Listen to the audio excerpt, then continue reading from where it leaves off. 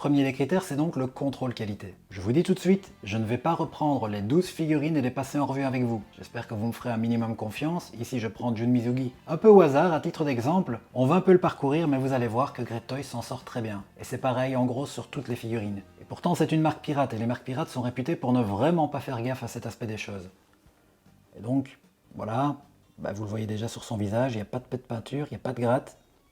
Après, il y a beaucoup de tissus, évidemment, mais même, les tissus pourraient avoir des défauts, vous savez, un peu d'effilochement ou des taches aussi, ça pourrait.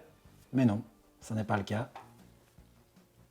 Nous avons ici les bras où ça fonctionne bien. Je n'ai jamais rien repéré, donc voilà, je vous montre un petit peu de transparence. Vous voyez un petit peu comment la figurine est sculptée comme ça. Mais franchement, ça marche bien. Vous l'aurez compris, je ne vais pas les tacler là-dessus. Pour moi, le contrôle qualité, c'est un grand oui.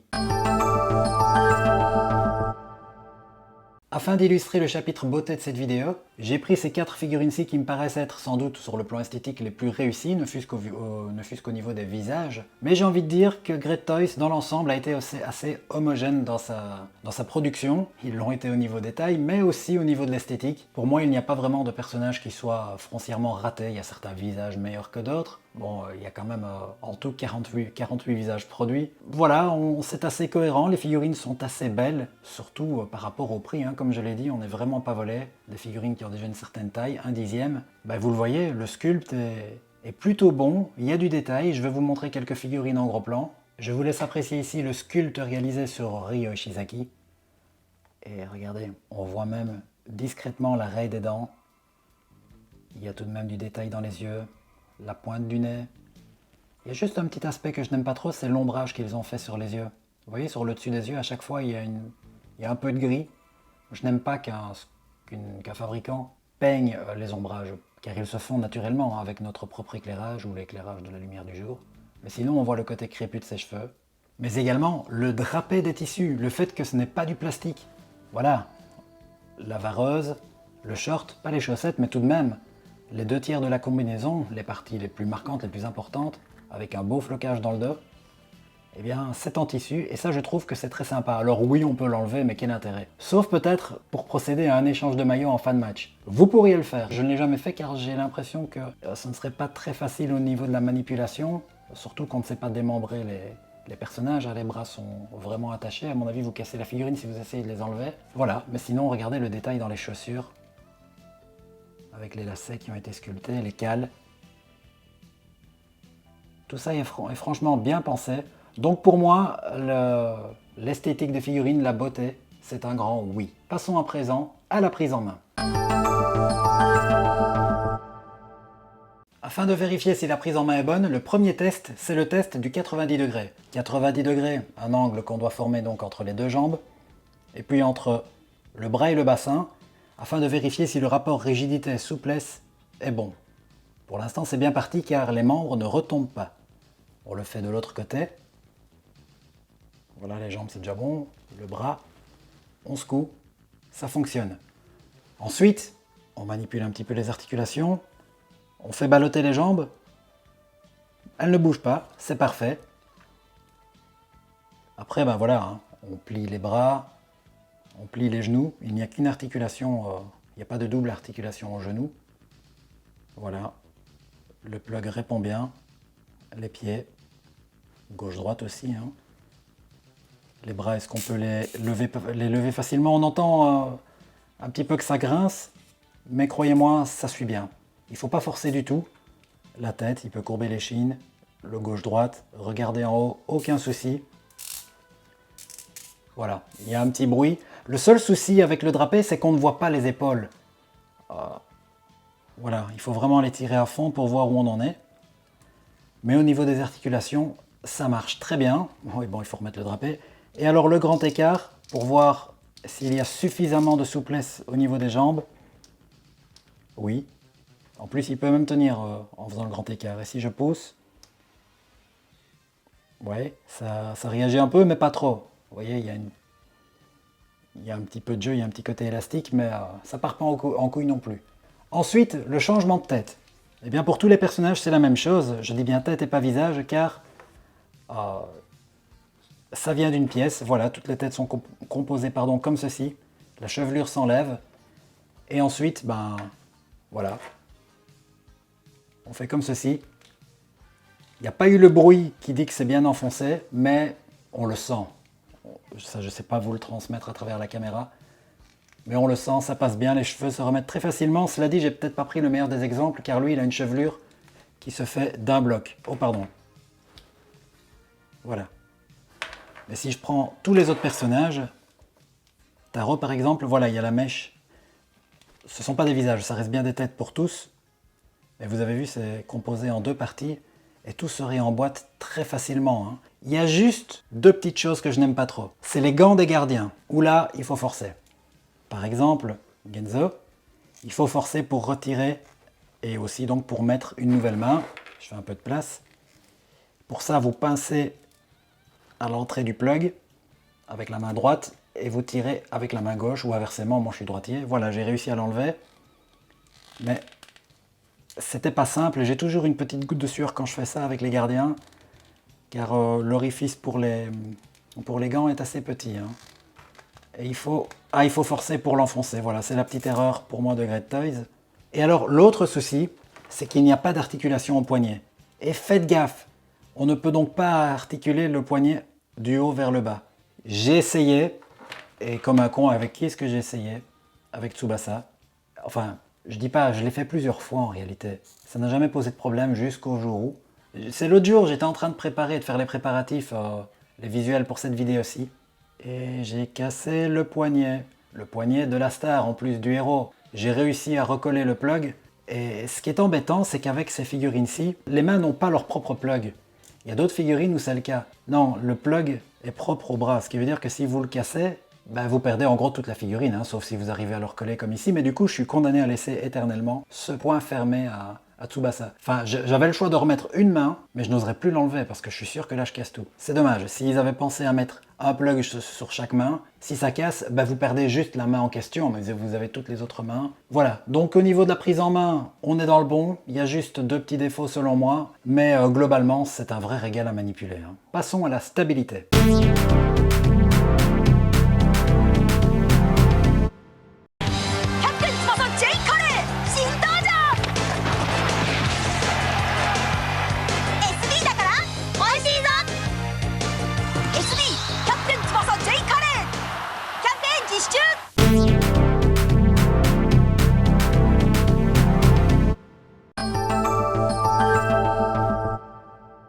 Afin de vérifier si une figurine est bel et bien stable, il faut la mettre au garde à vous, comme ceci, enfin les jambes les plus jointes possibles.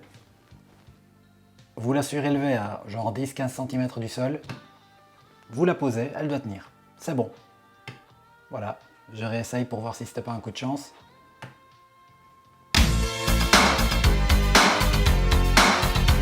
C'est bon, voilà, il penche un petit peu car l'articulation des pieds est toujours un tout petit peu laxe, même, vous avez vu, malgré tout, il a tenu. Et grand mérite car ils ont des cales, hein, ce qui en toute logique n'aide pas. Pourtant avec eux pas de problème. Donc la stabilité c'est un grand oui. On va passer au bonus.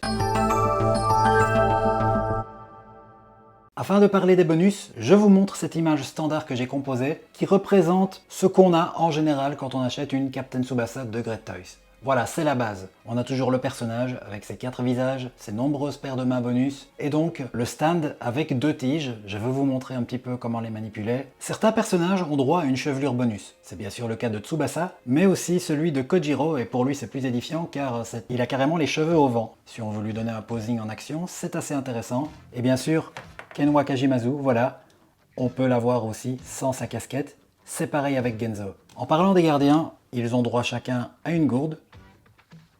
L'oranger pour Genzo, l'autre pour Ken. Tous les personnages ont donc bien sûr un ballon. Voilà, je le montre. Et ça, je vais y venir. Le trou, c'est pour l'enfoncer dans le plug des tiges des stands. Voici un des 2 ballons déformés que j'ai déjà mis sur la tige du stand. Voilà, je vous le présente un peu. Et le deuxième, il a vraiment pris cher. Voilà. Il est carrément déformé sur un angle. De l'autre côté ça va, c'est plutôt normal, mais il est tout de même allongé par la force de frappe, la vitesse. On voit encore bien ça hein, dans le manga ou dans la série. Bonus assez sympa. Il faut bien dire qu'il n'y a pas grand chose qu'on peut faire comme bonus avec des footballeurs. Forcément, ils n'ont pas d'accessoires lorsqu'ils sont sur un terrain. Et du coup, le peu de choses auxquelles on pouvait penser, Great Toys y a pensé. Et enfin, la présentation des stands et leur utilisation. Tout d'abord, je vous explique que vous avez toujours deux tiges. Une grande et une petite. Vous allez comprendre leur utilité.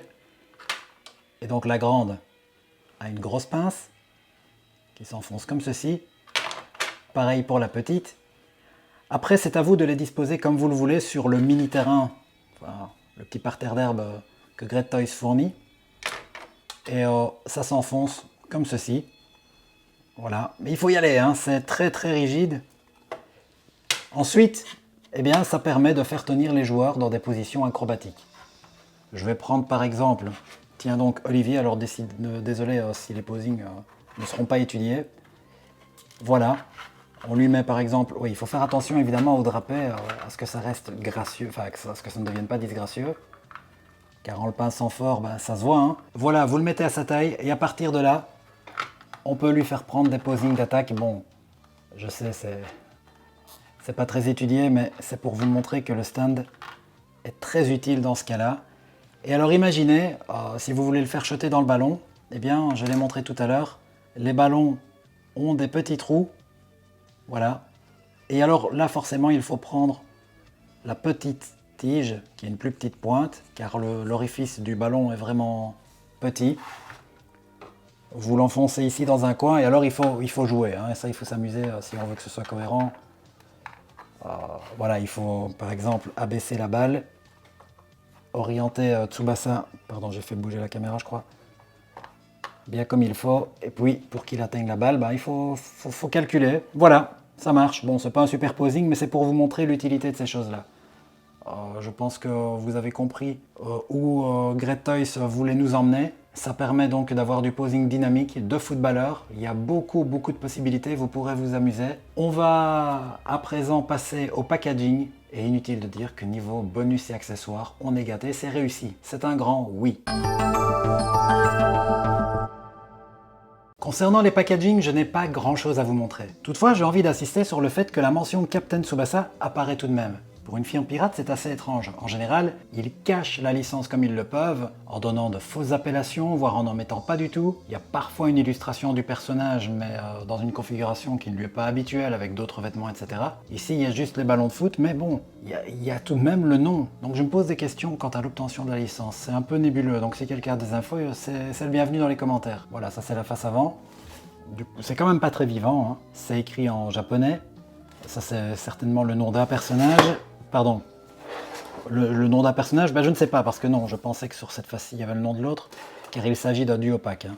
Bon là c'est sympa, on a leur numéro. Le 11, c'est Taro Misaki. Peut-être que ça c'est son nom. En japonais, je pense qu'on peut écrire avec très peu de caractères beaucoup de choses. Et donc, Teppei Kizuki. Voilà, donc ici, c'est peut-être le nom Nankatsu. Voilà, ça je ne sais pas si quelqu'un a des infos. Et ça se répercute sur cette face-ci. Et donc les mentions légales ici, car même si c'est une firme pirate, il y en a tout de même. Et alors à l'intérieur de la boîte, rien de très passionnant. Le blister se présente comme ceci, avec les deux personnages, leur tête. Bon là c'est un duo pack, donc on a l'un et puis l'autre. Et alors, il y a un deuxième blister où dans un petit sachet, il y avait toutes les mains bonus. Caché derrière, voilà, ceci, hein. Le terrain vient se mettre ici et les tiges là, vous l'aurez compris. Voilà, c'est tout, c'est très maigre. Il y a juste Kojiro qui a la chance d'avoir un petit diorama avec le tigre, hein, puisque son tir c'est le tir du tigre. Belle illustration, donc c'est sympa, on peut mettre le personnage devant en action.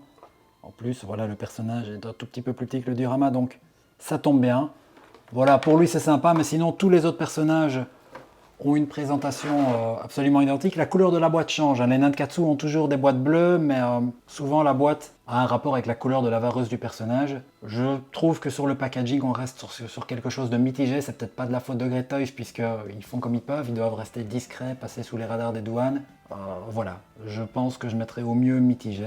On va passer maintenant au plat de résistance de la vidéo, le comparatif des visages. Et vous verrez, j'ai été généreux, j'en ai prévu beaucoup. Et ensuite, le bilan de la vidéo. On définira si les figurines en tant que telles sont réussies. Et ensuite, on reviendra aux 6 critères de la gamme, puisque c'est ça la vidéo avant tout. Je dis la vidéo, mais je pense que je vais devoir découper en 2 parties, comme je le fais toujours quand je chronique une gamme, car c'est long. Et donc le bilan nous conduira à l'achat ou non, enfin au conseil à l'achat ou non, de toutes ces figurines, enfin de toute cette gamme Captain Tsubasa. A tout de suite.